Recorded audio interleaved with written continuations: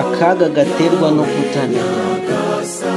Akaga gaterwa no kutamenya amateka yacu y'igihe cyashize. Ubunararibonye bwose bw'ukuri mu byerekeye inyigisho z'idini buzaba buriho ikimenyetso cy'Uwiteka. Abizera bose bakwiye kubona ko ari ngombwa ko basobanukirwa n'ukuri buri muntu ku giti cye. Tugomba gusobanukirwa n'inyigisho twigishijwe mu buryo bwitondewe kandi dusenga. Neretswe yuko mu bantu bacu harimo benshi badafite icyo bazi ku byerekeye uko ubutumwa bwa marayika wa gatatu bwatangiye, bwahagurutse n'iterambere ryabwo. Hariho ubukene bukomeye bwo gushakashaka mu gitabo cya Daniyeli no mu byahishuwe, maze abantu bakabyiga bitonze kugira ngo bamenye ibyanditswemo.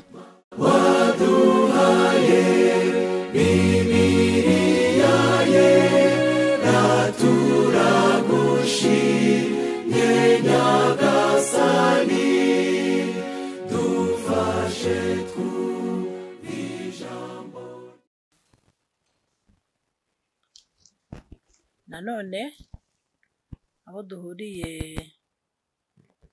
kuri iyi platform y'ubutumwa bwiza bw'umucyo w'isabato, ndabaramukije mu izina rya Yesu. Amahoro y'Imana bane namwe. Tugiye nanone gukomeza ubutumwa bwiza kuri uyu murongo, ducumbukura ibyigisho twari twatangiye byari bifite umutwe wavugaga ngo akaga gaterwa no kutamenya. Twabonye yuko kutamenya bitera akaga ndetse bikaba byageza n'umuntu mu irimbukiro. Iyo niyo yari insanganyamatsiko ngari y'ibyigisho byacu birenze kimwe, ndetse bishobora kuzageza ku mubare wa 7 niba bishobotse. Ejo rero twari twabonye nanone ingingo ntoya yabonekaga mu butumwa bwiza bwa Yesu uko bwanditswe na Yohana igice cya 8:32, aho twabonye yuko tuzamenya ukuri kandi ukuri akaba ariko kuzatubatura. Imana ihabwe icyubahiro. Rero mbere yuko dusubukura iki cyigisho cyacu, nagira ngo tubanze dusenge. Data wa twese uhoraho uri mu ijuru, Imana nziza, Imana yaturemye kandi Imana yaducunguye, izina ryawe rihabwe icyubahiro. Turagushima yuko wongeye kutugarura muri iki kiganiro. Turagusaba kugira ngo mubane natwe muri cyo, Umwuka Wera tubere umuyobozi n'umwigisha, ari jye uvuga. Data, unyuzuze amagambo yawe, kandi ari abumva muri uyu mwanya ndetse n'abazakurikira. Data, twese tuzayoborwe n'Umwuka w'Imana, kandi tuzagere ku ntego yo kumenya, kugira ngo bizaduheshe amahirwe yo kukwizera, kandi ku iherezo bizaduhesha ubugingo buhoraho. Bana natwe muri byose, tugusabye twizeye mu izina rya Yesu, amen. Reka dukurikirane icyigisho cyacu. Ngira ngo ejo aho duherukanira twari twasubikiye ku magambo yatubwiraga atumenyesha uburyo twamenya itorero ry'ukuri n'iritari ry'ukuri tubivanye mu byanditswe byera. Itorero ry'ukuri twarisomye cyangwa twarisanze mu ijambo ry'Imana mu gitabo cy'ibyahishuwe, bigahishurirwa Yohana, abihawe na marayika nawe abihawe na Yesu. Yesu nawe abivanye kuri Data wa twese. Ndashima Imana umuremyi w'ijuru n'isi uko natwe byatugezeho. Imana ihabwe icyubahiro. Rero abantu benshi bibwira ko ari igitabo gihishwe, nyamara nk'uko igitabo kivuga ubwacyo cyitwa ibyahishuwe. Ariko twabonye ko kujijwa cyangwa kutamenya bikomeza gutuma abantu bakibona nk'igitabo kidasobanutse bakibona nk'igitabo kitakumvikana, ariko mu by'ukuri nta kimana yaduhishe mu ijambo ryayo, byose birahishuwe nk'uko yabivuze yuko ibyahishwe ari iby'Imana, ariko ibyahishuwe ko ari ibyacu n'urubyaro rwacu, Imana ihabwa icyubahiro. Rero muri iki gitabo cy'ibyahishuwe igice cya 12 niho twabonye iby'umugore n'ikiyoka. Tubona ko uyu mugore ari ubwoko bw'Imana cyangwa se ari itorero ry'Imana. Hanyuma nanone twarebye ikinyuranyo cy'ibyo ngibyo mu gice cya 17, ko hari nanone umugore ariko utari umugore mwiza, ahubwo ni maraya uhetswe n'inyamaswa. Ndetse twaje kubona kuko byarangiye uwo mugore ari Babuloni ikomeye, ndetse ngo ni nyina w'abamaraya. Ni ukuvuga ngo ni maraya ariko akaba afite n'abana nabo b'abamaraya. Ubwo kandi bikaba byerekeza ku idini ryayobye, ariko rikaba rifite n'abandi barikurikiye nk'abariyobotse cyangwa se nk'abana baryo, nyamara mu gihe runaka bari baritandukanije naryo, ariko mu by'ukuri uko bigaragara mu gihe tugezemo byamaze kongera kwihuza. Reka rero dukomereze mu cyigisho cyacu. Ndatekereza yuko twari tugeze ku murongo, reka turebe, twari tugeze ku murongo wa 5 w'igice cya 12, aho twabonye yuko hagombaga kuvuka umwana w'umuhungu, kandi tukabona yuko uwo mwana w'umuhungu yagombaga kuzaragiza amahanga inkoni y'icyuma, kandi ngo uwo mwana akaza gusahurwa akajyanwa mu ijuru ku Mana ku ntebe yayo. Kandi twabonye yuko uwo mwana ari Yesu Kristo. Tubona uburyo ki uwo mwana yavutse, ikiyoka kikamurwanya. Twabonye ko ikiyoka ari Satani, ni wa mwanzi wa kera. Ni ikiyoka, umwanzi na Satani nicyo cyamurwanyije. Ijambo ry'Imana ubundi kitubwira yuko kiyobya abari mu isi. Twabonye ko rero uwo mwana yasahuwe akajyanwa mu ijuru, noneho cya kiyoka kigahindukirira wa mugore, cyangwa se mu yandi magambo kigahindukirira wa mugore, cyangwa se kigahindukirira itorero. Ari byo tubona ku murongo wa 6 w'igice cya 12, ahavuga ngo uwo mugore ahungira mu butayu, aho afite ahantu yiteguriwe n'Imana kugira ngo bamugaburireyo kumara iminsi 1260. Urumva iri torero ry'Imana cyangwa se ubwoko bw'Imana bwahuye n'ibibazo, bwaciye mu karengane mu gihe kingana n'iriya myaka 1260, ariyo myaka n'ubundi y'umwijima. Kandi reka mbabwire ko iyo myaka yatangiye muri 538, ubwo ubupapa bwari butangiye kugara cyangwa se guhabwa isumbwe. Rero mu by'ukuri tubona yuko kugira ngo ubone iriya myaka 1260, n'ubundi ni uburyo bwo kubara k'ubuhanuzi. Ayo magambo y'uburyo twabaramo iyo myaka twabisanga Ezekiyeli igice cya 4 umurongo wa 6, niho hagaragaza uburyo ki dushobora kubara mu buryo bw'ubuhanuzi. Ezekiyeli igice cya 4 umurongo wa 6 haravuga ngo, maze kandi nurangiza iyo uzaryamire uruhande rwawe rw'iburyo, wishyireho igicumuro cy'inzu ya Yuda, uhamara iminsi 40, umunsi wose nawuguhwanirije n'umwaka umwe. Umunsi mu buhanuzi uhwanye n'umwaka umwe. Rero ubwo iminsi 1260 ihwanye n'ubundi n'imyaka 1260. Ngira ngo aho niho twari tugeze tugaragaza itorero ry'ukuri cyangwa se tugaragaza umugore w'ukuri. Ijambo ry'Imana ryari rimaze kutubwira ukuntu uwo mwana umwe gusa mu mateka y'isi yagombaga gutegeka amahanga akaragiza inkoni y'icyuma, kandi yagombaga gusahurwa akajyanwa ku Mana no ku ntebe yayo. Uwo mwana twabibonye yuko ari nde? Ko ari Yesu wagombaga kuzaragiza amahanga inkoni y'icyuma.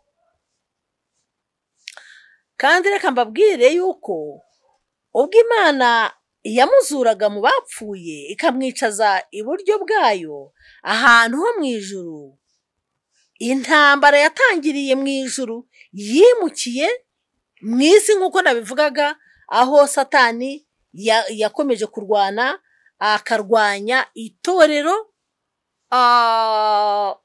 kugeza aho rihabwa ubuhungiro. Reka dusome iki gihamya. Iyi ntambara uburyo yatangiriye mu isi, Satani akorera muri Roma ya gipagani, agerageza kwica Yesu akivuka. Herodi umutware w'Abaroma atanga itegeko ryo kwica abana b'abahungu bose bamaze imyaka 2 n'abagize gute n'abatarayimara. Ariko marayika aburira Mariya na Yosefu guhungana umwana Yesu bakajya hehe? Muri Egiputa. Yesu rero akiri umwana muto nawe yagiye mu buhungiro. Yagiye mu buhungiro nk'uko amaze gusahurwa akajyanwa mu ijuru, Satani agahindukirira itorero naryo ryagiye guhungishirizwa hehe? Mu butayu. Rero umwanzi yagerageje Yesu mu gihe cyose yakoraga umurimo wamuzanye. Satani yibwiraga ko azitambika mu nama y'Imana yo gukiza iyi si yacumuye. Ubwo Kristo yari amanitse ku musaraba, Satani yibwiye ko yatsinze intambara, nyamara ntabwo yari atsinze, ahubwo Yesu Kristo niwe wari utsinze, kuko yapfiriye umunyabyaha. Imana ihabwa icyubahiro. Ndetse ikimenyimenyi imva ye irarangaye, ntabwo akiri mu gituro, ahubwo yicaye ku ntebe y'Imana aho arimo kudusabira. Imana ishimwe cyane. Yesu rero yarazutse azamurwa mu ijuru ku ntebe ya Se. Ubuhanuzi uko bwabivuze buba ariko bujya gute? Busohora.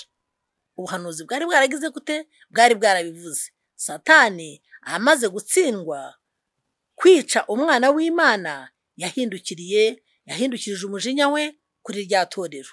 Reka mbabwire yuko umwe mu bigishwa ba Kristo yapfuye urupfu rw'abahowe Yesu. Kandi reka mbabwire ko no mu gihe kiri imbere abazizera Yesu bazapfa urupfu nk'urw'abatubanjirije bapfuye kubw'umujinya wa Satani ubwo yari amaze kubura uburyo bwo kwica umucunguzi wacu agahindukirira itorero. Iyo ushaka kubabaza ababyeyi, ngira ngo ibintu twabivuzeho, ukora ikintu cyatuma ubabaza umwana iyo uramutse utabonye umubyeyi. Rero intumwa Pawulo yaciwe umutwe ari hanze ku rukuta rwa Roma, abakristo bishwe urubozo, abandi batabwa muri yombi, abandi bajugunywa mu nzu y'imbohe, abandi bamena amaraso yabo, ndetse ayo maraso yabo yabaye ikimenyetso cy'ubuhamya bwabo. Imana ishimwe cyane.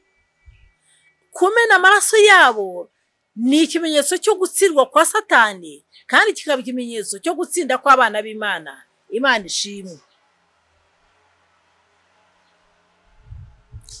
Reka mbabwire yuko igihe cyose abigishwa ba Yesu bari bakiriho, itorero ryahagaze ku kuri ritajegajega. Igihe cyose abigishwa ba Yesu bari bahari, itorero ryari rigihagaze mu kuri. Niyo mpamvu ijambo ry'Imana rivuga yuko amayoberane yagombaga kuza ataza kubera ko bari bakiriho, ariko bamaze kuvaho, Satani yatangiye kujya gute? Yatangiye kwigaragambya ku itorero ry'Imana. Nyuma abigishwa bamaze gupfa, abakristo bamwe bagiye batezuka ku kwizera kwabo, uko ibihe byagiye biha ibindi, maze inyigisho z'ibinyoma zinjira hehe? Zinjira mu itorero. Rero reka mbabwire ko ahagana mu kinyejana cya kabiri, amatorero menshi yatangiye kugira inyigisho zitandukanye n'ubushake bw'Imana. Yatangiye kuva mu nyigisho nk'izo Yesu yigishije. Yatangiye kuva mu nyigisho nk'iz'abera bahawe rimwe ngo bibe bihagije by'iteka ryose. Reka mbabwire, ubwo abigishwa ba Yesu bari baruhukiye mu bituro byabo, ukwiyoroshya kwari gusanzweho mbere kwarasibanganye. Itorero ryari ryatangiye kugabwaho ibitero,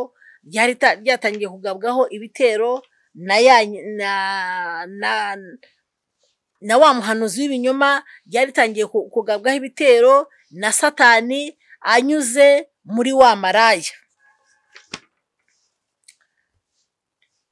Inshuti z'Imana, mu by'ukuri icyo tubona ni uko mu isi harimo itorero ry'Imana rigikomeje ukuri kw'ijambo ryayo.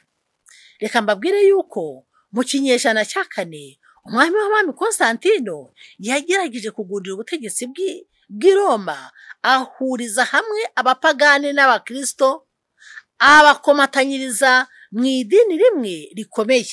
Ibyo byatumye ubukristo bwamamara, abapagani babatizwa mu itorero, maze bazanamo imyizerere n'imigenzo byabo. Uko itorero ryakiraga aya makosa, niko ryagiye ritakobwa umugambi waryo, cyangwa ryagiye ritakaza umwimerere waryo, cyangwa ryagiye ritakaza inshingano yaryo.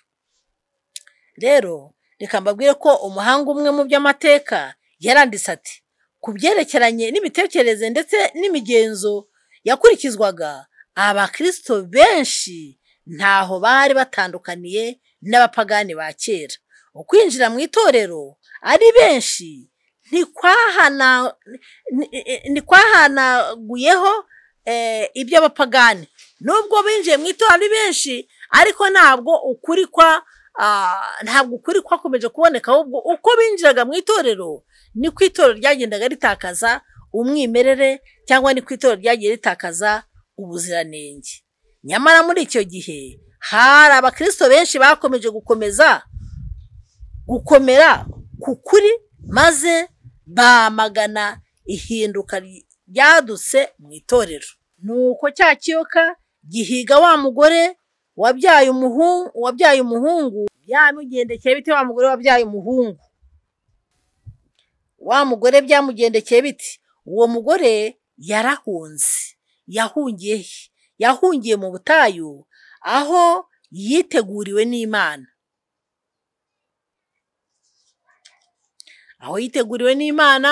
Ubuhungiro Imana yamuteganyirije, nk'uko Yesu nawe Imana yamuteganyirije ubuhungiro mu gihugu cya Egiputa. Uko niko na wa mugore cyangwa se ubwoko bw'Imana, Imana yabuteganyirije ubuhungiro. Inshuti z'Imana, reka dukomere ku nyigisho y'ukuri, reka dukomere ku kuri kwa Bibiliya, kuko ntabwo Imana izaduhana, ntabwo tuzatsindwa, ahubwo uko bizagenda kose ukuri kugomba gutsinda.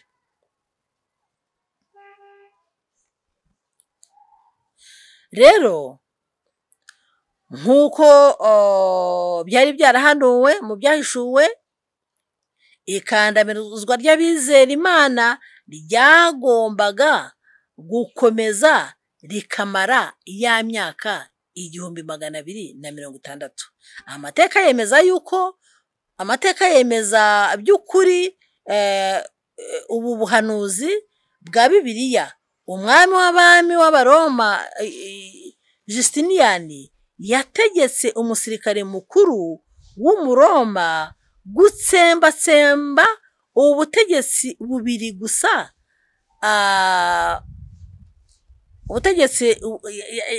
yategetse gutsembatsemba abakirisitu. Abaherutse kuri ubu butegetsi bavanyweho mu mwaka wa 538 nyuma ya Kirisitu, maze Justiniyani avuga ko umutegetsi mukuru w'itorero ry'i Roma abaye umuyobozi mukuru w'idini, wemewe mu guhiga abahakanye, niko navuga, kuko abatemeraga izo nyigisho z'i Roma bitwaga abahakanyi.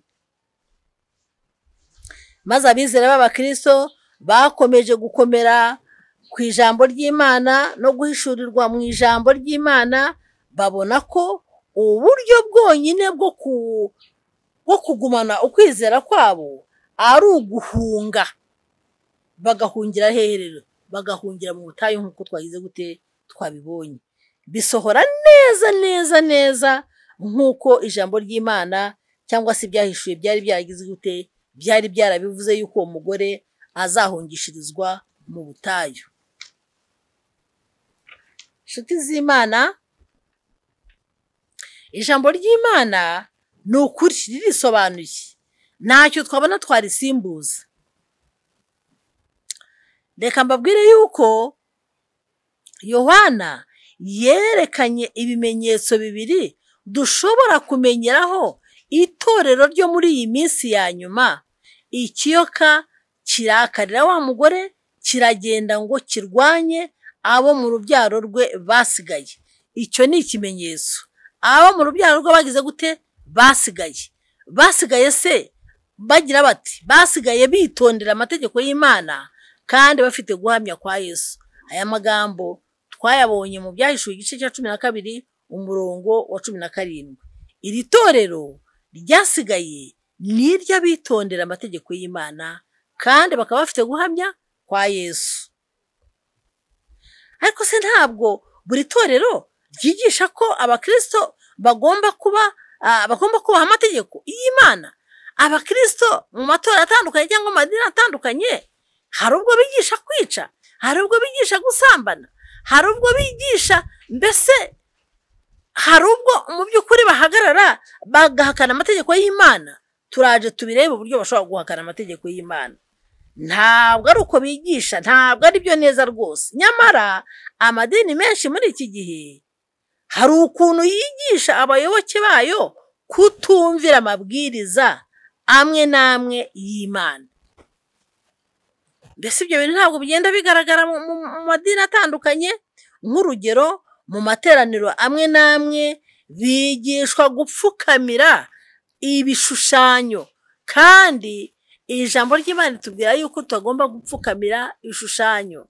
Ngira ngo abafite Bibiliya muzarebe mu gitabo cyo Kuva cyangwa se Eyimuka Misiri igice cya 20 umurongo wa 3, aho ahanditse amategeko y'Imana, aho batubwira yuko tutagomba gupfukamira ibishushanyo, byaba ibyo hejuru, byaba ibyo hasi, ibyo ari byo byose ntabwo tugomba kubipfukamira. Iri tegeko rya kabiri rirabitubuza. Ariko mu by'ukuri hari amadini amwe n'amwe cyangwa amatorero yigisha ibyo bintu. Abandi birengagiza kwera ku izina ry'Imana cyangwa se birengagiza kwera ku isabato. Amadini menshi yo kuri iyi si yirengagije urwibutso rw'irema. Amadini menshi yirengagije urwibutso rw'irema ruvugwa mu itegeko rya 4, aho tubwirwa ngo wibuke kweza umunsi w'isabato. Abantu benshi iyo ngingo barayirengagije ndetse rwose bisa nkaho basa n'abayikuyeho rwose, bisa nkaho iryo tegeko rya 4 barikuyeho ritubwira ngo wibuke kweza umunsi w'isabato mu minsi 6 ujya ukora aba ari ukoramo imirimo yawe yose, ariko wa karindwi niwo sabato y'Uwiteka Imana yawe. Abenshi bibwira yuko isabato atari umunsi w'Imana, ahubwo ari umunsi abantu runaka cyangwa itsinda runaka bihitiyemo gusenga. Igisubizo ni oya, isabato ni y'Uwiteka. Rero abasigaye ku Mana cyangwa itorero ryitondera amategeko y'Imana, iryo ryonyine niryo rifite iyo nyito yuko ari abasigaye, mu gihe abandi bari bakomeje cyangwa se bari bahushije intego, bakava mu kuri kw'ijambo ry'Imana bakajya mu bindi bitari ijambo ry'Imana. Reka mbabwire rero yuko itorero ry'Imana ryo mu minsi ya nyuma rizagira impano zirimo n'umwuka w'ubuhanuzi. Iryo torero muri bimwe rizariranga harimo kwitondera amategeko y'Imana, hazaba harimo n'ikindi cyitwa impano y'ubuhanuzi, ariyo yitwa guhamya kwa Yesu.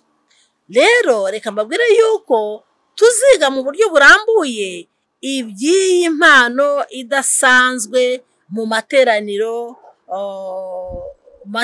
yacu mu cyigisho kizakurikiraho, tuzabirebera hamwe. Reka mbabwire yuko Imana itanga ibindi bimenyetso byinshi idufasha kumenya itorero ryayo ryo mu minsi ya nyuma.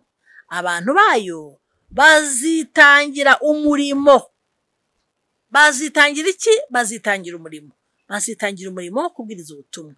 Ngira ngo iryo torero ryonyine niryo rishobora gufata icyemezo rikakoresha amateraniro runaka, kandi hakabonekamo abantu biyegurira Imana kubwo guhitamo ukuri. Imana ihabwa icyubahiro. Imana itanga ibindi bimenyetso byinshi idufasha kumenya itorero ryayo ryo mu minsi ya nyuma. Abantu bayo bazitangira umurimo wo kubwiriza ubutumwa bwiza mu isi yose nk'uko tubibonye. Kuko Yesu yabisabye iryo torero. Imana yahaye iryo torero ubutumwa cyangwa se misiyo yo kubwiriza abaremwe bose ubutumwa bwiza. Aya magambo tuyasanga muri Matayo igice cya 28 umurongo wa 19 kugeza kwa 20. Havuga ngo nuko mugende muhindura abantu bose abigishwa, mubabatiza mu izina rya Data wa twese n'Umwana n'Umwuka wera, mubigisha kwitondera ibyo nababwiye byose, kandi dore ndi kumwe namwe iminsi yose kugeza ku mperuka. Imana ihabwa icyubahiro. Yesu yavuze ati birakwiye ko ngenda, kuko nitagenda Mwuka wera atazaza. Rero Yesu yavuze ko azabana natwe muri iyo nshingano kugeza ku mperuka y'isi. Imana ihabwa icyubahiro. Rero itegeko ryo kubwiriza ubutumwa bwiza bw'iteka ryose ku isi yose bushushanywa n'abamarayika 3 baguruka baringanije ijuru, dusoma mu Byahishuwe igice cya 14. Iyi ni inshingano y'iri torero ry'ukuri. Igice cya mbere cy'ubutumwa 3 kigaragaza ukuri gukomeye, ukuri gukwiye kubwirwa buri wese. Igitabo cy'Ibyahishuwe igice cya 14 guhera ku murongo wa 6 harimo ubutumwa bukwiye kubwirwa isi yose, bukwiye kubwirwa amahanga yose, bukwiye kubwirwa amoko yose, bukwiye kubwirwa indimi zose. Ubwo butumwa bwahawe iri torero ry'ukuri. Imana ishimwe. Reka dusome amagambo aboneka muri iyo nshingano cyangwa se muri ubwo butumwa iri torero rifite. Nuko mbona marayika wundi aguruka aringanije ijuru, afite ubutumwa bwiza bw'iteka ryose, ngo abubwire abari mu isi bo mu mahanga yose n'imiryango yose n'indimi zose n'amoko yose. avuga ijwi rirenga ati nimwubahe Imana muyihimbaze kuko igihe cyo gucira urubanza gisohoye. Iyi ni inshingano, ubu ni ubutumwa twahawe nk'itorero kugira ngo tububwire abatuye isi kandi mu mbaraga ikomeye. Kandi ndashima Imana umuremyi w'ijuru n'isi yuko nubwo yaraduhaye ubu butumwa atatubwiye ngo tugende twizizire twenyine, ahubwo yasezeranye ko azabana natwe kugeza ku mperuka y'isi. Imana ishimwe. Rero iyi ni imiburo y'abatuye isi yo mu bihe biheruka, ibibutsa ko igihe cy'urubanza cyagize gute? Cyarageze. Igihe cy'urubanza cyarageze. Igihe cy'urubanza cyarageze. Igihe cy'urubanza kagenzuzi cyarageze. Abantu bamwe batekereza yuko urubanza ruzabaho igihe Yesu azaba agarutse, ariko ntabwo ariko bimeze. Ahubwo urubanza ruri mu ngubu. Iki ni cyo gihe cyo kwemererwamo. Iki ni cyo gihe dukwiye kwiyuzuza n'Imana. Reka mabwire inshuti z'Imana, no mu rubanza rw'isi ntabwo ariko bigenda, ahubwo ababurana ari babiri bahagarara imbere y'urukiko, nuko bakaburanishwa, hanyuma bagahabwa igihe cyo kuzagaruka gusomerwa, bagahabwa itariki. Rero natwe ubu ngubu turi mu gihe cy'urubanza, igihe Yesu azaba agarutse, ahubwo tuzaba tugiye kureba imyanzuro yavuye mu rubanza. Rero abantu bareke kwihenda, kuko igihe cy'urubanza cyagize gute? Cyarageze. Mbese icyo gihe cyatangiye ryari? Tuzabireba, ariko muri make reka mabwire yuko igihe cy'urubanza cyatangiye mu 1844. Rero inshuti z'Imana dukwiye kuba maso, kuko turi mu gihe cy'urubanza, kagenzuzi. Kandi nukongera kwibutsa iby'umunsi wa karindwi, umunsi w'isabato, ibyo nabyo bigomba kongera kumvikana. Ubutumwa bugomba kongera kumvikana mu mutwe y'abantu, ari wo rwibutso rukomeye rw'imbaraga irema y'Imana. Imana ihabwa icyubahiro. Rero uwo ni umugabane wa mbere, cyangwa se icyo ni igice cya mbere. Igice cya kabiri cy'ubu butumwa butatu kiri ku murongo wa 8. Igice cya kabiri cy'ubu butumwa kiri hehe? Kiri ku murongo wa 8, aho dusoma ngo marayika wundi wa kabiri akurikiraho ati iraguye Babuloni, wa mudugudu ukomeye wateretse amahanga inzoga n'izoro ry'ubusambanyi bwawo. Ubu butumwa rero buhamagarira abantu nyakuri b'Imana kwitandukanya n'idini rikwiza ku isi inyigisho z'urudubi. Iyi ngingo nayo irakomeye cyane. Iyi ngingo irahamagarira abantu b'Imana kwitandukanya n'ibinyoma. Irahamagarira abantu b'Imana kwitandukanya n'inyigisho z'urudubi. Barararikirwa kwitondera ubuhakanyi buri mu idini iki gihe, kandi umuburo wa nyuma ugomba kwitabwaho cyane, uvugwa mu gice cya gatatu cy'ubuhanuzi. Umuburo uvugwa mu gice cya gatatu cy'ubuhanuzi ni umuburo nawo ugomba kwitabwaho cyane. Uwo muburo ni uwuhe?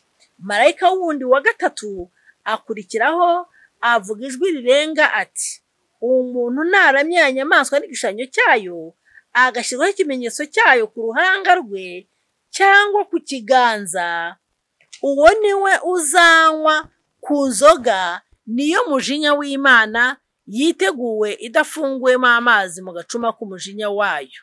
Mbega umuburo ugenewe isi, mbega umuburo ukomeye uboneka mu Byahishuwe igice cya 14 umurongo wa 9 n'uwa 10. Isi igomba kuburirwa kwirinda kuramya inyamaswa n'igishushanyo cyayo cyangwa gushyirwaho ikimenyetso cyayo. Inshuti z'Imana, aya magambo arakomeye,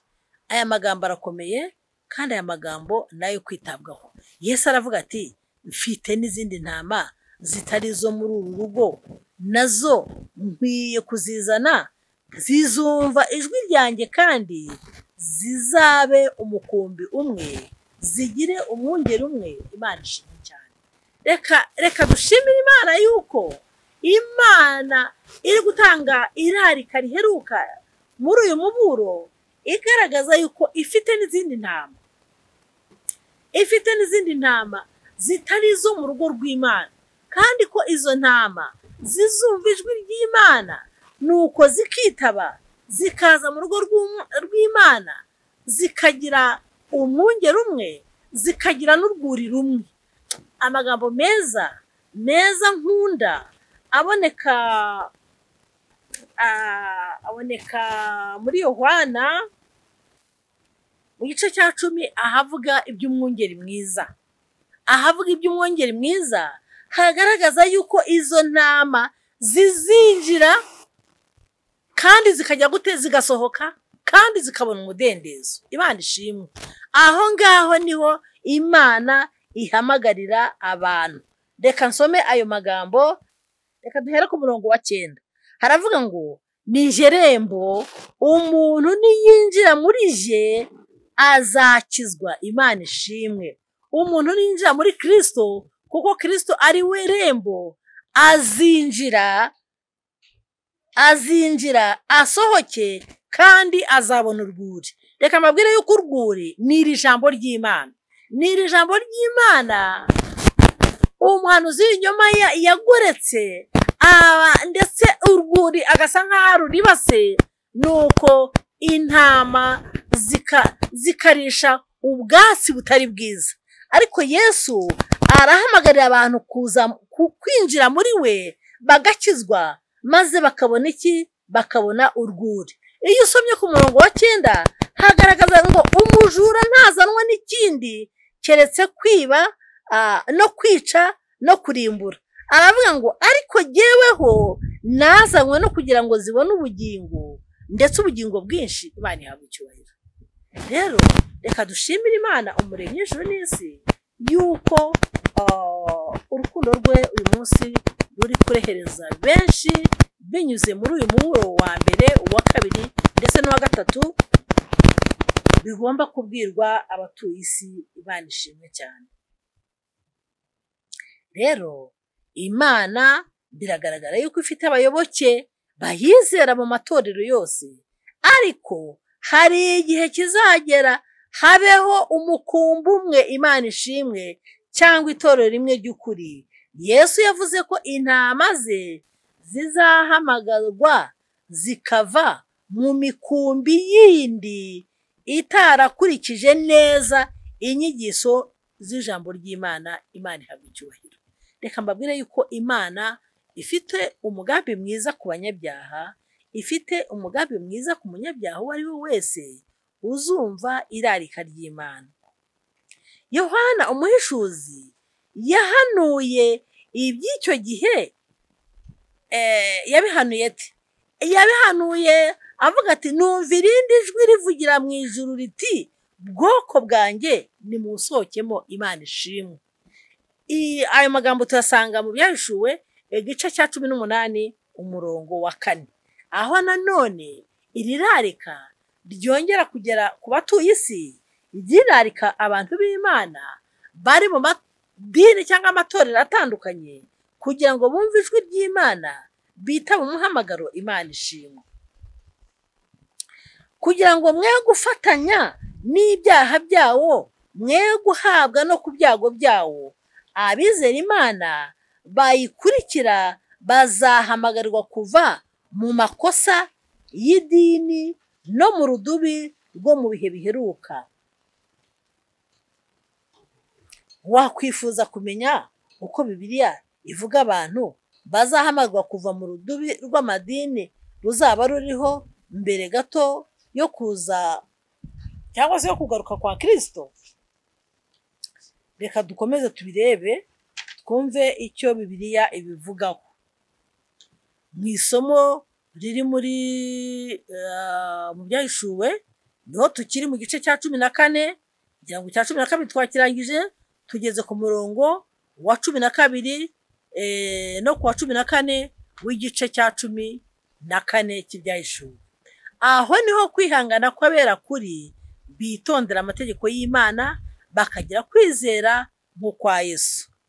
Umurongo ukurikiyeho uravuga ngo mbona igicu cyera, no ku gicu mbona uwicayeho asa n'umwana w'umuntu, wambaye ikamba ry'izahabu ku mutwe, kandi afite umuhoro utyaye mu ntoke ze. Aya magambo mbese arumvikanye, ariko aya magambo arababaje. Nyuma y'uyu muburo hari ikizakurikiraho nshuti z'Imana. Hazakurikiraho umusaruro, kandi uyu ni umusaruro uzagira imigabane ibiri. Uyu ni umusaruro uzagira imigabane ibiri, nk'uko ubutumwa bwiza bubivuga, yuko hazaboneka abazajya iburyo abandi bakajya ibumoso. Nshuti z'Imana, reka mbabwire kugira ngo ahari bigishoboka tubashe kumvira ijwi ry'Imana, kugira ngo tuzabashe kuboneka mu ruhande rw'Imana mu gihe cy'imperuka y'amateka y'isi. Reka twongere gato turebere hamwe bimwe mu bimenyetso bizaranga itorero ry'Imana ryo mu minsi y'imperuka. Itorero ry'Imana ryasigaye ryagombaga kugaragara nyuma y'igihe cy'akarengane gateye ubwoba karangiye mu mwaka w'1789. Bazaba bafite kwizera kwa Yesu, ariko kuganisha ku kwitondera amategeko y'Imana yose. Bazamamaza imiburo idasanzwe y'ubutumwa bwo mu byahishuwe ku isi yose, bategurira abantu kugaruka kwa Yesu. Iyo ni inshingano bafite, iyo ni inshingano itorero rifite yo kwamamaza ubutumwa budasanzwe, bategurira abantu kuzasanganira Yesu. Reka asabire umuntu wese kuzaboneka muri uwo mugabane kubwo kumvira ubu butumwa. Bazaba bafite impano z'umwuka, zirimo n'impano y'ubuhanuzi. Nshuti z'Imana, nabwiye ko iki ngiki cyo tuzakigarukaho mu cyigisho kizakurikiraho. Ibijyanye n'impano y'ubuhanuzi tuzabigarukaho mu gihe kizakurikiraho. Reka mbabwire yuko abantu bakwiye kumvira iyi miburo. Iyi miburo irakomeye, imiburo itugaragariza yuko ari igihe cy'urubanza, imiburo ibwira abantu gusohoka muri Babuloni, imiburo ibabwira yuko batagomba kuramya inyamaswa n'igishushanyo cyayo. Iyi miburo igomba kumvikana marayika uringanije ijuru aguruka, kandi uwo marayika nta wundi ni abana b'Imana, Imana izambika imbaraga, Imana ihabwa icyubahiro. Reka mbabwire yuko amatorero ashobora kuba asa ukiyabona bwa mbere, nyamara mu by'ukuri yose adafite indangagaciro zimwe. Nyamara uko ugenda urushaho kwiga ibiranga abakomeza ukuri kw'ijambo ry'Imana bameze, biroroshye kugenda uhanagura ku rutonde abo usanga badafite ibi bimenyetso. Ibimenyetso twabibonye hehe?